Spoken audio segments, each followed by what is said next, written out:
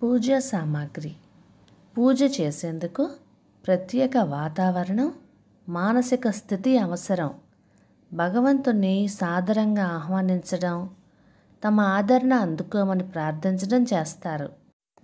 హిందువుల ఇళ్లల్లో, దేవాలయాల్లో ప్రత్యేక సామాగ్రి నిర్దేశించారు.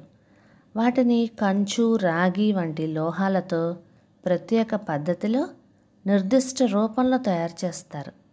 ఒక ప్రాంతానికి మరొక ప్రాంతానికి కొద్దిగా తేడా ఉన్నప్పటికీ ప్రధానంగా ఉపయోగించే సామాగ్రి ఒక్కటే. ధారాపాత్ర. ఇది ఇళ్లల్లో కన్నా దేవాలయాల్లో కనిపిస్తుంది. శివలింగం మీద నిత్య అభిషేకం కోసం ఏర్పాటు చేసింది.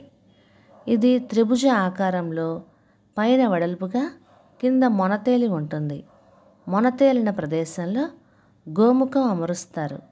దీని గుండా అభిషేకం చేసే నీరు చుక్కలు చుక్కలుగా లేదా ధారగా శివలింగం మీదకు జారుతుంది. కుంది. దీపారాధన వెలిగించేందుకు వాడే కుంది చిన్నవి, పెద్దవిగాను ఉంటాయి. దేవాలయాల్లో పెద్దవి వాడతారు. వాటిలో 5 ఒత్తులు వెలిగించేందుకు వీలుగా పుష్పం లాంటి భాగం పైన ఎత్తుగా ఉంటుంది. ఆ కుందీల రూపాలు భిన్నంగా ఉంటాయి. కొన్ని ప్రాంతాలలో దీపలక్ష్మి కుందులు వాడతారు. అది దేవతామూర్తి రూపంలో ఉన్న కుంది. ఆరతి.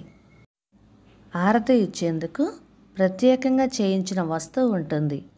ఒత్తులు వెలిగించి దేవుని ఆరతి ఇచ్చేందుకు పట్టుకొనుటకు పీఠభాగం ఉంటుంది.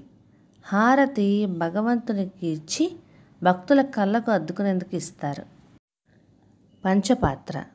పూజకు ముందు ఆచమనం చేసేందుకు పవిత్ర జలం లేదా పాలను పోసి ఉంచుకునే పాత్ర. పూజకు దీపం, ధూపం, పుష్పం, పత్రం, నైవేద్యం. వీటన్నింటికన్నా కూడా ముఖ్యంగా కావాల్సింది మనస్సు, ఏకాగ్రత.